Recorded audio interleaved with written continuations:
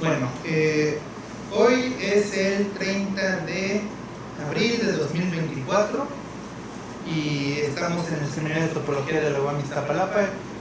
Esta es la última sesión del seminario del 2024 y vamos a, bueno, en esta ocasión nos toca que un alumno nos exponga y va a ser nuestro expositor de hoy es Hugo Estrada. ¿Con quién estás trabajando? Con el profesor Mikhail Tkachenko. Con Tkachenko, sí, pues sí. Perfecto. Entonces, dame un segundo y ya, ahorita te digo cuándo puedes empezar. Ya. Ok. Bueno, yo soy Hugo Estrada Rodríguez y muchas gracias por haber asistido al seminario. Y bueno, el día de hoy voy a hablar sobre, lleva por título el tema operaciones básicas con grupos topológicos. Y bueno, es el trabajo que estoy haciendo para el proyecto terminal de la licenciatura en matemáticas. Entonces, ok. Bueno, pues primero que nada, empecemos hablando sobre la definición de lo que es un grupo topológico. Entonces, pues básicamente, antes de dar la definición, en grupos topológicos se estudia pues, la estructura algebraica del grupo con propiedades topológicas.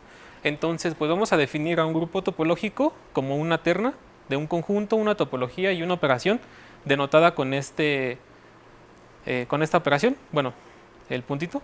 Entonces va a ser un grupo topológico si cumple las siguientes condiciones. La primera condición es que el conjunto con la topología sea un espacio topológico. La segunda condición es que el conjunto junto con la operación sea un grupo. No necesariamente tiene que ser abeliano este grupo. Y además debe de cumplir otras dos condiciones, que si tomamos una función de g cruz g hacia g, tal que a cada x, y lo mande a su producto, sea continua, y además que la función que va del grupo de g a g, que manda a cada elemento a su inverso, también sea continua. Y bueno, además también estas últimas dos condiciones, la tercera y la cuarta, la podemos reemplazar por una condición equivalente.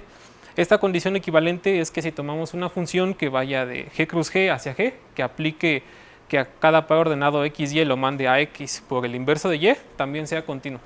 Entonces esta sería nuestra definición para grupo topológico.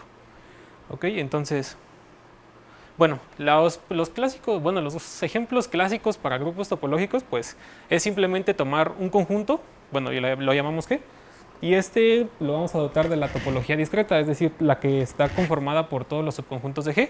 Y además, pues también tomamos, ya este grupo se le llama, pues precisamente el grupo discreto, por la topología, ¿no?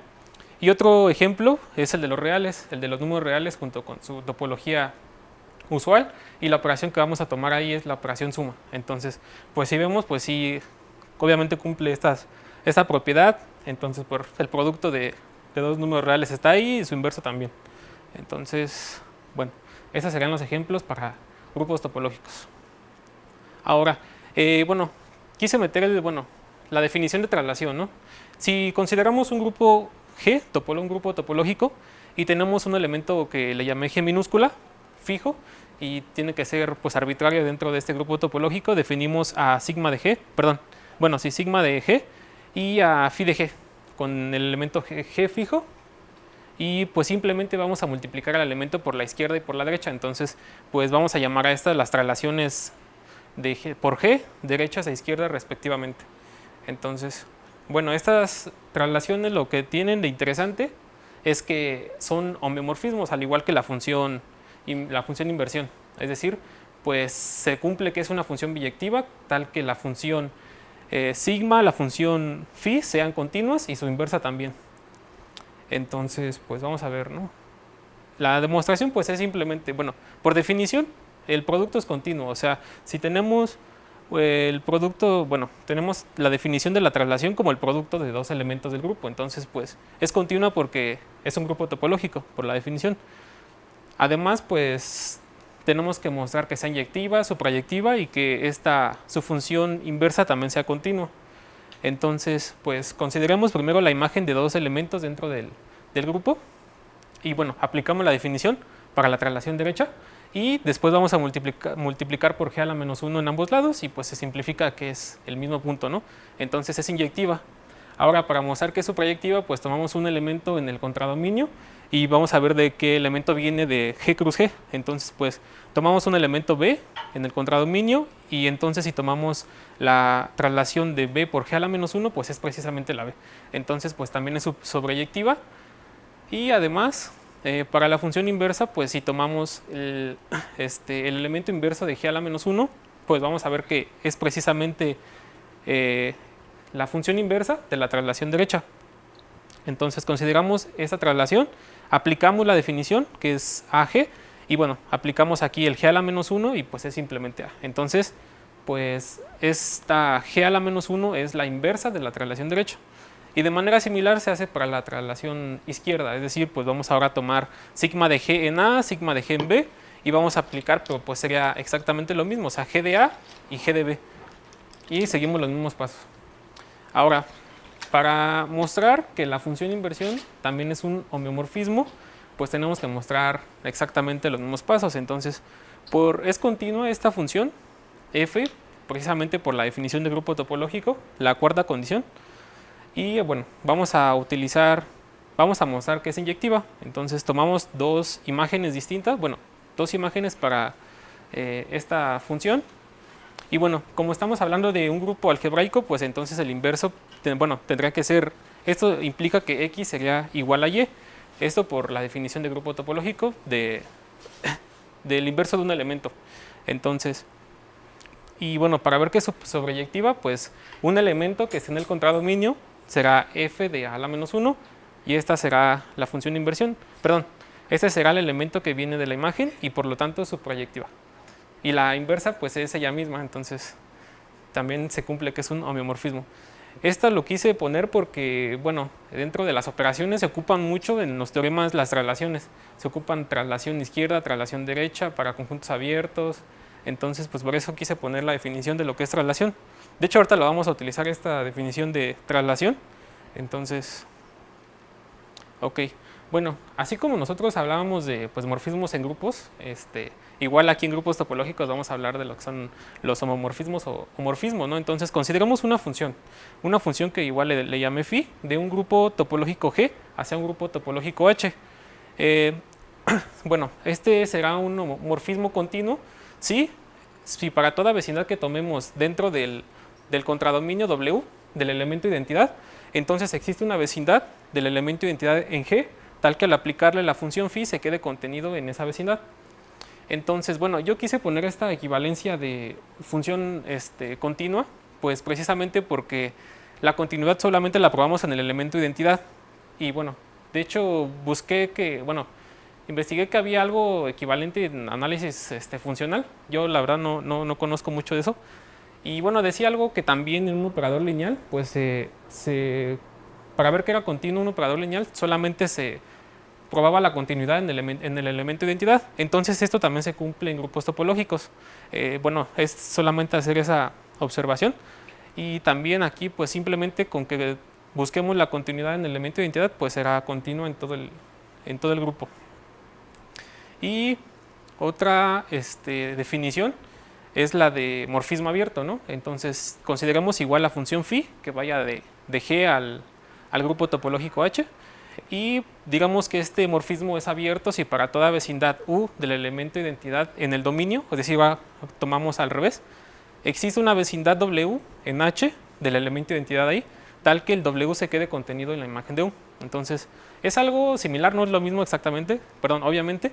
Entonces pues bueno, quise poner estas definiciones equivalentes, ¿no? Que solo basta probar la continuidad en la identidad, ¿okay? Pero no significa que sean lo mismo, o sea, un morfismo que sea continuo no significa que sea abierto. Entonces, pues el ejemplo que se puede dar es tenemos un grupo y a uno le vamos a dar la topología discreta, que le vamos a llamar G, y al otro le vamos a dar la topología antidiscreta o la topología no discreta y le vamos a llamar H. Entonces, aquí la función será, el morfismo que tomemos será la función identidad y además pues será continua pero no será abierta.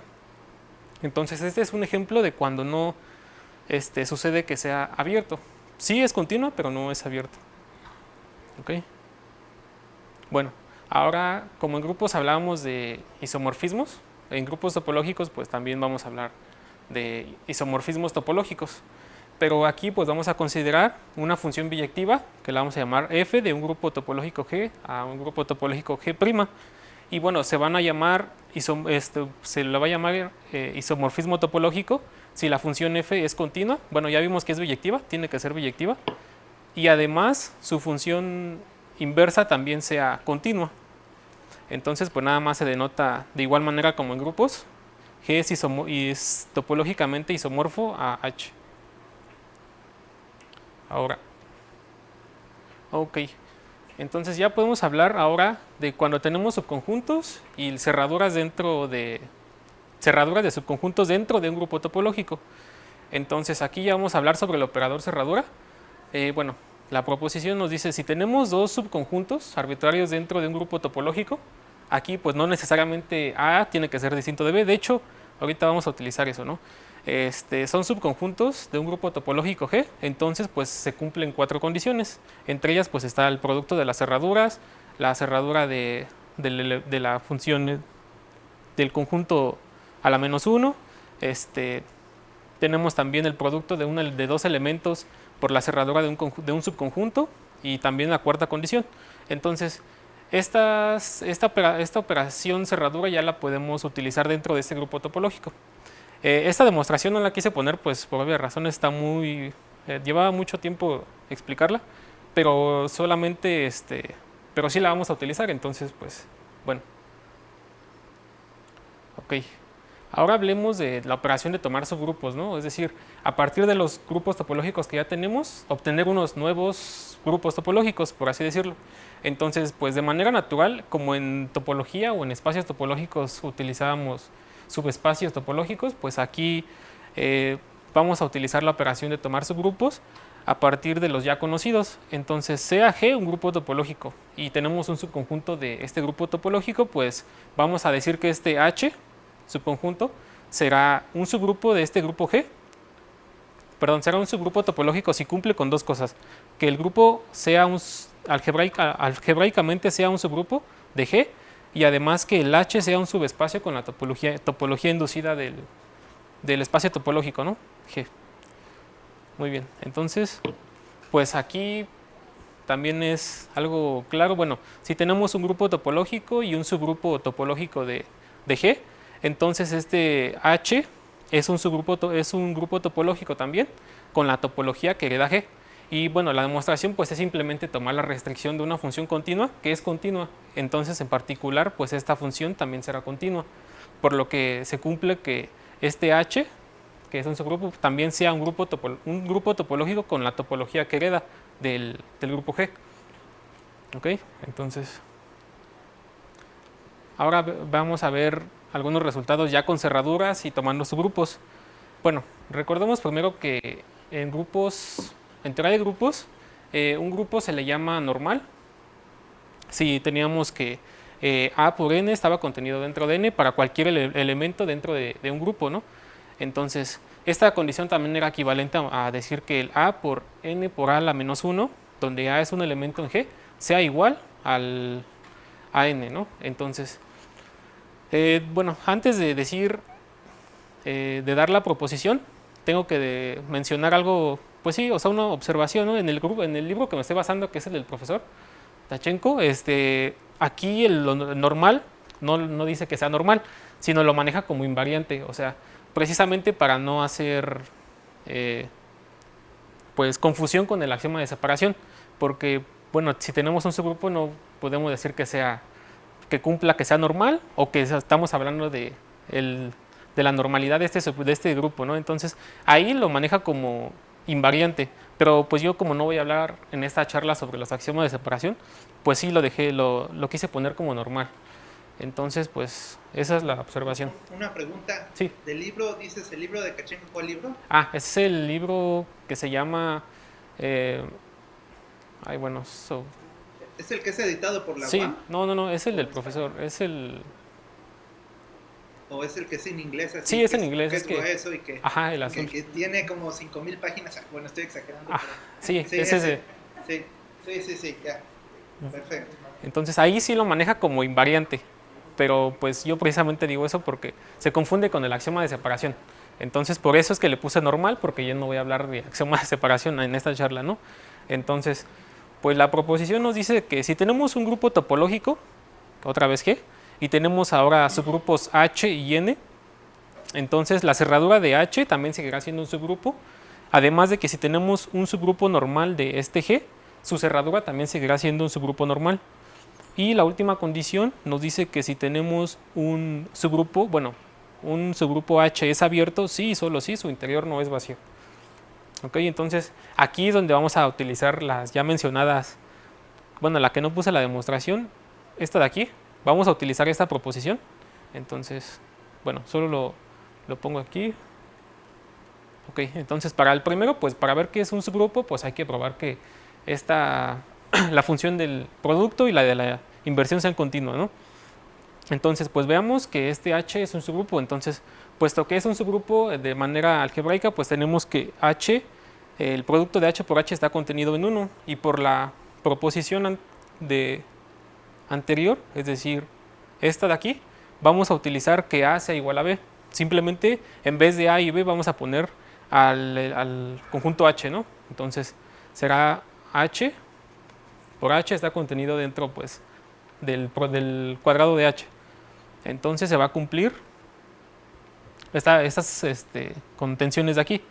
Entonces este cuadrado está contenido dentro de la cerradura de H cuadrada y está contenido dentro de H. Y además también tenemos, por ser subgrupo, tenemos que H a la menos 1 está dentro de H. Y utilizamos nuevamente la condición 2, la que era la de la inversión. Esta de aquí es la que vamos a utilizar. Entonces utilizamos esa condición de esa proposición. Aquí está. Utilizamos esta condición y bueno, nos queda que está dentro del subgrupo y ya podemos decir que sea un subgrupo de G. ¿Okay?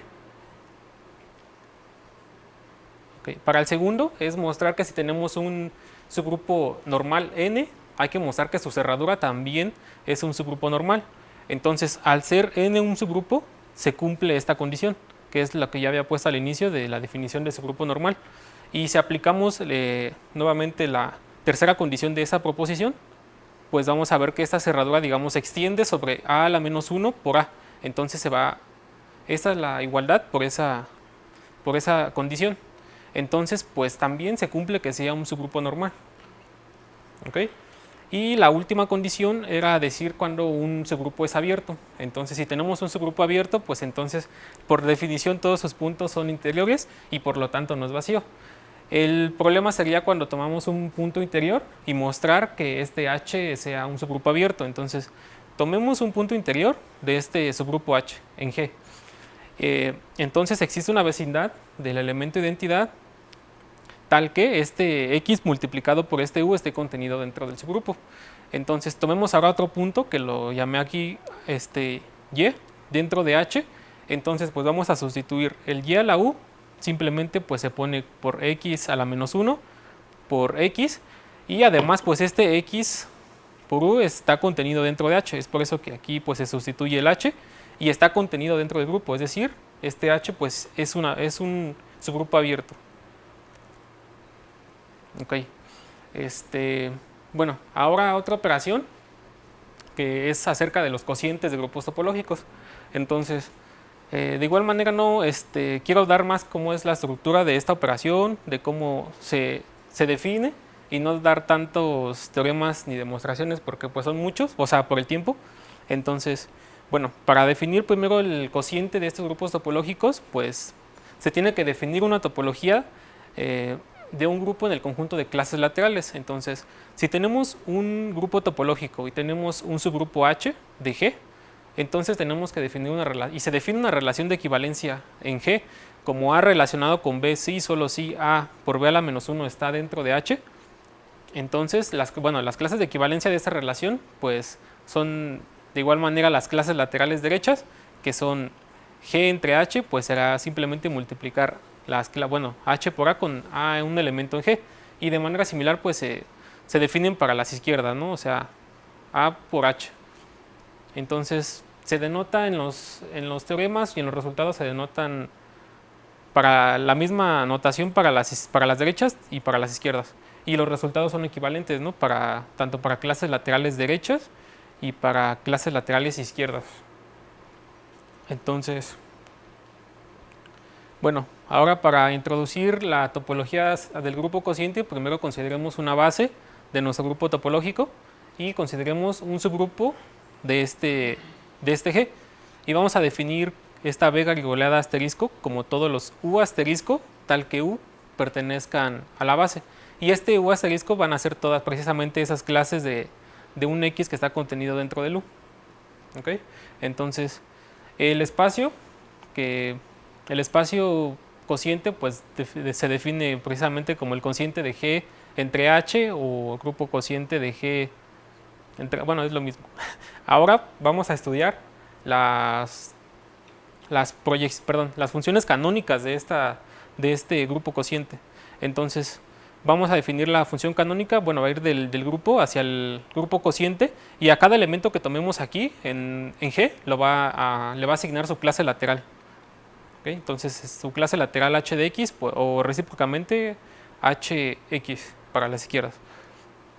Ok, entonces aquí en estas proyecciones canónicas lo interesante, bueno, aquí vamos a mostrar que estas proyecciones también son continuas y son abiertas. Entonces, si tenemos un grupo topológico y además tenemos un subgrupo H de G cerrado y consideramos esta función canónica de G a G cociente con H, definida como ya lo había puesto, a cada elemento lo va a mandar a su clase lateral. Entonces esta será continua y además será abierta, ¿no? Entonces, para mostrar que sea continua, pues primero tomemos un elemento aquí en G y tomemos un abierto también en G. Entonces, tal es que pues cumpla la definición de la función canónica, ¿no? Aquí. Ok, entonces tomemos, bueno, y esto tiene que pertenecer también al U asterisco que había definido anteriormente, que son las clases laterales de los elementos dentro del grupo topológico.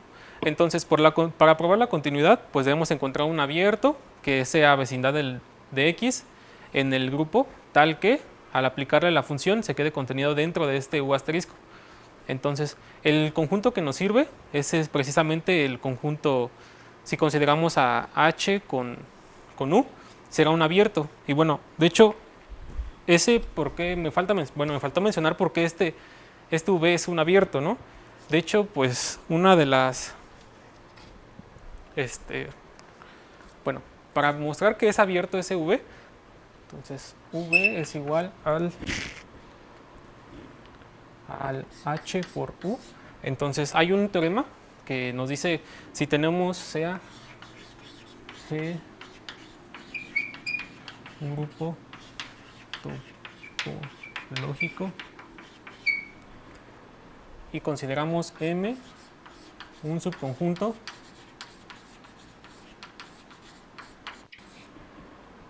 de G, entonces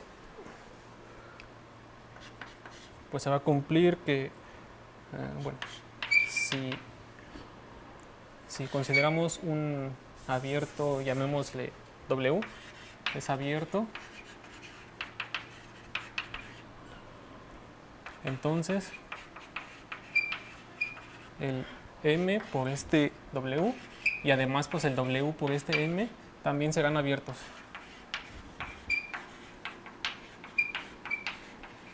Entonces, bueno, primero observamos que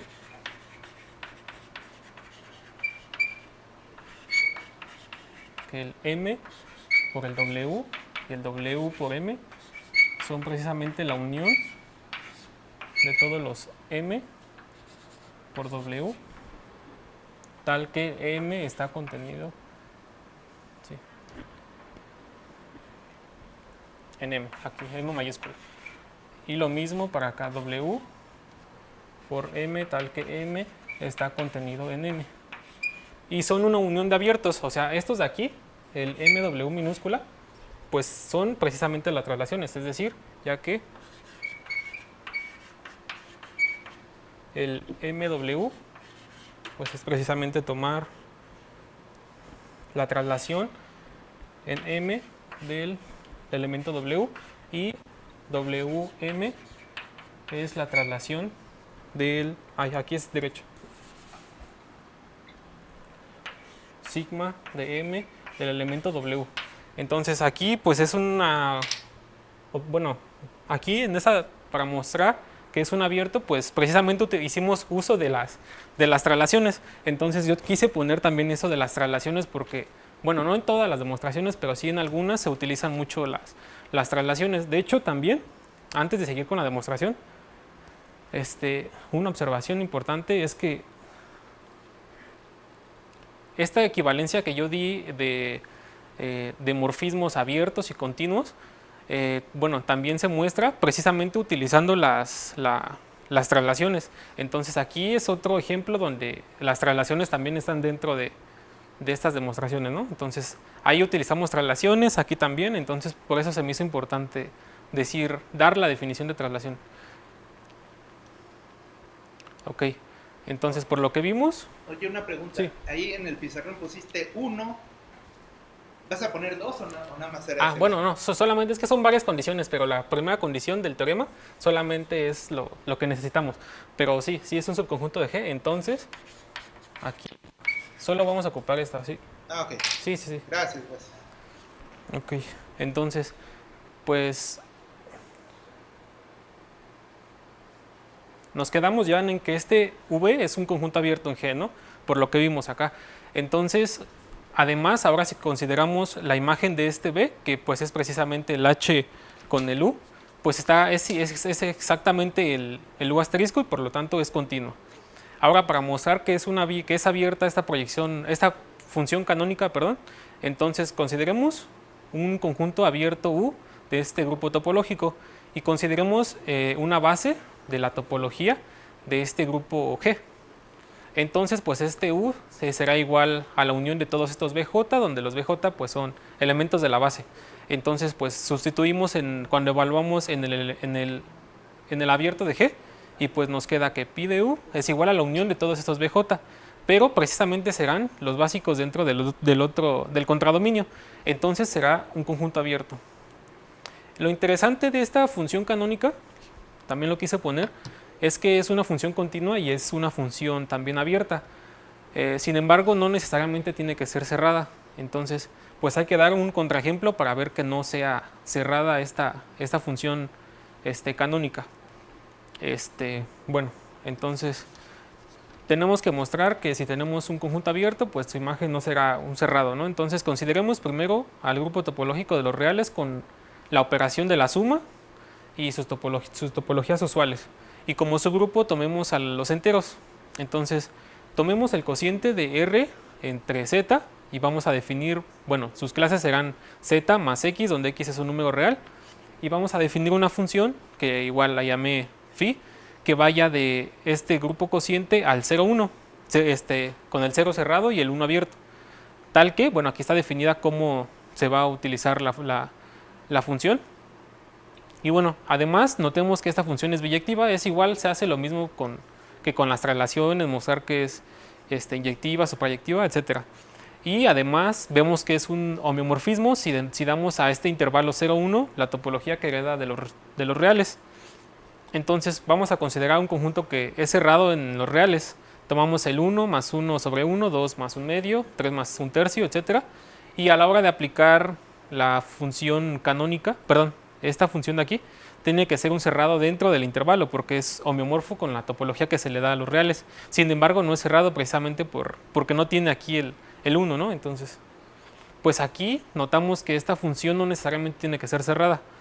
El caso interesante se da, por ejemplo, cuando consideramos un grupo topológico compacto. Aquí la función canónica sí será cerrada. Sin embargo, en un grupo arbitrario no necesariamente tiene que ser cerrada. Entonces, solo se da el caso cuando sea un grupo compacto. Oye, nomás, sí. ¿Podrías regresarte a la diapositiva anterior? Ese conjunto A de hasta abajo es para todo n en los naturales, ¿no? Sí, o sea, no se acaba ahí. No. Todavía serían más puntos suspensivos. Exacto, aquí. Sí. Ok. Gracias. Sí. Aquí faltan todavía más. Bueno, entonces, bueno, ya dije lo de... Bueno, solamente me quedó ahí que solo se ocupa para grupos compactos, ahí sí es cerrada. Pero en caso arbitrario no necesariamente tiene que ser cerrado. Ok, y otra operación será el producto de estos grupos topológicos. Es decir, tenemos una... ¿Cómo será la estructura de esta nueva familia, por así decirlo? De todo este producto de grupos topológicos. Entonces, esto ya lo único que... Bueno, es lo final que estoy viendo en el proyecto terminal. Entonces, quise poner al menos la estructura de cómo se define el producto directo de grupos topológicos. ¿Ok? Entonces, consideramos una familia GI de grupos topológicos y vamos a dar una estructura de grupo al conjunto de todo el producto de esta familia, definiendo pues obviamente para la función producto y para la función inversa, ¿no? Y el elemento neutro pues será el iésimo elemento del grupo. ¿Ok? Entonces, la topología producto de aquí será compatible con este conjunto G, precisamente porque si vemos, bueno, definimos a la función H que vaya de G cruz G a G, entonces tenemos que ver que el producto por el inverso sean funciones continuas, pero pues como es una composición de funciones continuas, entonces a la hora de definir este H como la X, la yésima coordenada X y la yésima coordenada en Y, pues esta función sí será continua precisamente porque es composición de funciones continuas. Entonces es por eso que es compatible esta estructura de grupo con la topología producto. ¿Ok? Y además, bueno, el producto de grupos topológicos, pues bueno, aquí ya lo resumí. El producto directo de grupos topológicos de esta familia se obtiene al dar a este G, todo el producto, la topología producto, ¿no? Ya vimos que sí es compatible, ya es compatible con la topología producto. Entonces, bueno, y antes de continuar con lo demás, también pues me cabe mencionar que en el grupo del profesor no se define tal cual la definición de grupo topológico como yo lo definí, o sea, a partir de que es un grupo que sea un espacio topológico y que sean operaciones continuas, ¿no? Es decir, ahí se ocupan sobre grupos paratopológicos, grupos casi topológicos, etcétera. Entonces, yo quise dar más la definición de grupo topológico con las 4 condiciones que eran más cortas, pero no necesariamente es una definición equivalente, ¿no? Entonces, ahí se ocupan también semigrupos, monoides, etcétera. Entonces, es otra observación, pero como estamos hablando simplemente de grupos topológicos, pues quise poner solo esa definición, ¿no? Y bueno, estas serán las referencias de las que me basé.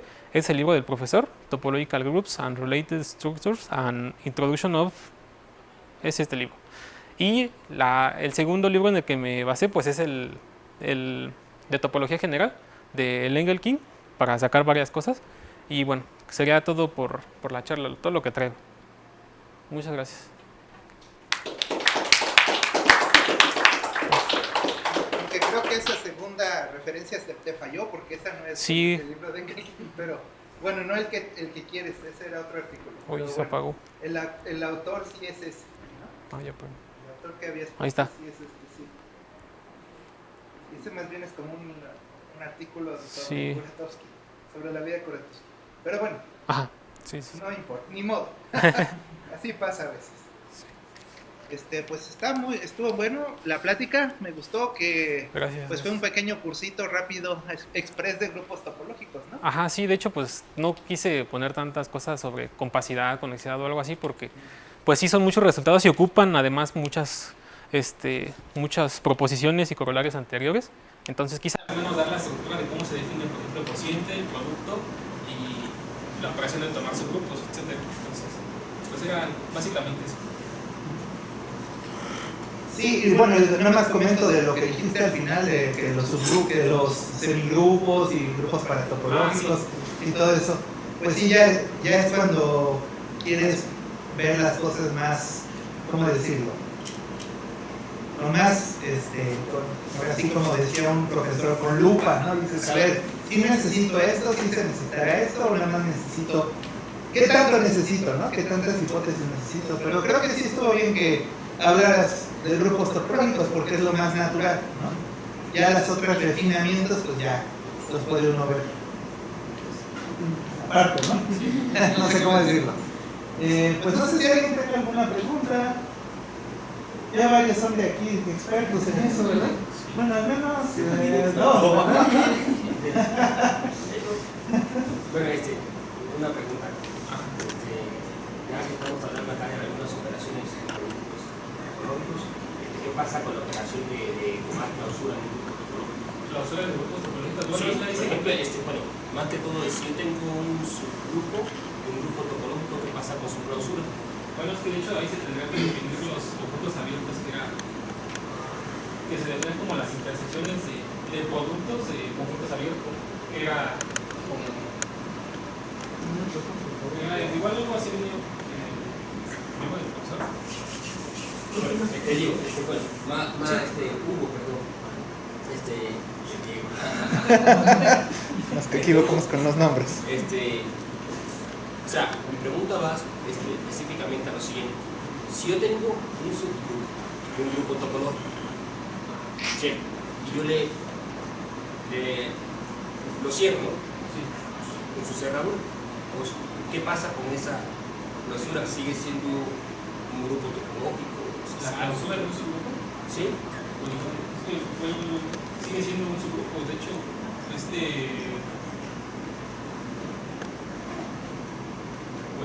en la proposición que vimos, ahí decía que si tomábamos un subgrupo de un grupo topológico G, le llamamos H, la cerradura de ese subgrupo también tiene que ser un subgrupo topológico. Igual si es un subgrupo normal o invariante en ese caso, también sigue siendo la cerradura un subgrupo normal. No sé si a eso te referías. Sí, es que clausura, allá le dicen, allá en Colombia, ¿verdad? Le dicen clausura a lo que llamamos cerradura aquí. Pero sí, creo que sí lo mencionaste, ¿no? Sí, está en una pregunta. No sé si tal vez nada más. Perdón, es que tengo que moverlo. Ahora ya puedes moverlo. Es que me moví de ventana, entonces. Aquí está. Tenemos aquí, si tenemos el grupo topológico subgrupos H, bueno, N es el del normal, entonces la cerradura también seguirá siendo subgrupo del grupo topológico. En grupos paratopológicos, ¿sabes cómo se No, precisamente para topológico no sabía. Bueno, ahí donde dices en la proposición, ahí en la hipótesis, hay como que decir subgrupo normal, ¿no? Y abajo subgrupo topológico, ¿no? O es el mismo. Porque lo que preguntaba Boris era de que si era subgrupo topológico. Porque arriba en la hipótesis es como subgrupo normal, ¿no? Entonces él preguntaba, si bien entendí, como subgrupo pero topológico. Aquí. Ajá. Bueno, sí, de hecho tendría que decir subgrupo topológico de G.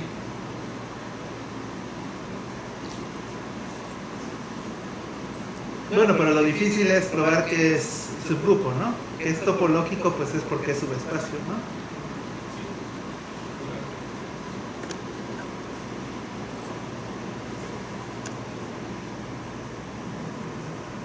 Bueno, no sé si tengan alguna otra pregunta. ¿Por qué dijiste que bastaba con hacer probar la continuidad en la identidad? ¿En la qué? En la identidad. De los confirmos.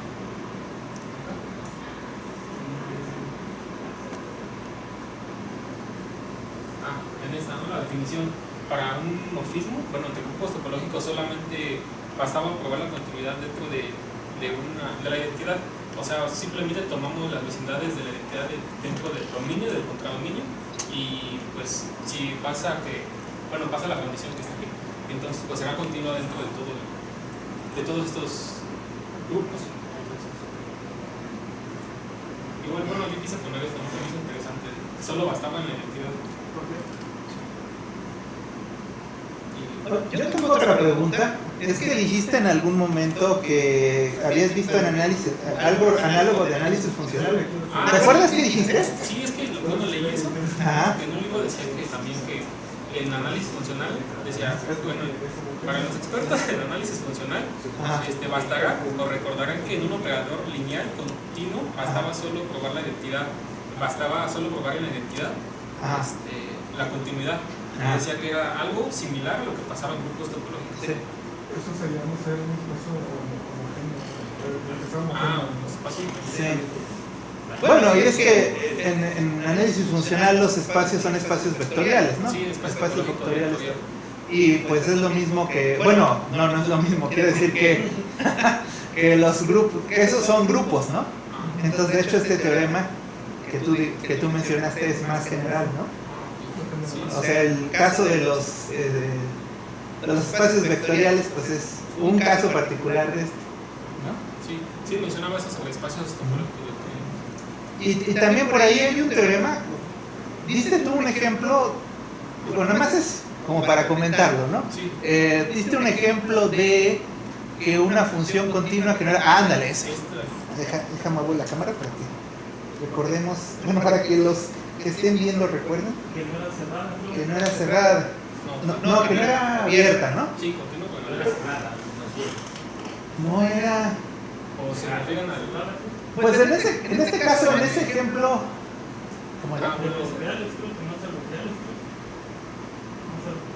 No, me refiero a ese, ¿no? Que dice ahí que tomas un grupo y le pones dos topologías, la discreta y la antidiscreta, y la identidad es continua pero no es abierta, ¿no? Eso es lo que dijiste, ¿no? En el análisis funcional hay un resultado positivo, ¿no? Pero bueno, no te estoy dando, no te quiero hacer examen, ¿no? Nada más te digo que cuando el espacio vectorial, creo que, ya no sé si en todos o no, pero sí hay un teorema por ahí de la función abierta, algo así, ¿no? Que en varios casos sí es abierta la función, ¿no? Pero bueno, habría que acordarnos bien, y ya también estoy hablando yo sin acordarme bien cuál es la condición, pero bueno, nada más te lo menciono, ¿no? Para que, digo, relacionado con tu comentario, ¿no? Bueno, ¿alguien más tiene algún otro comentario?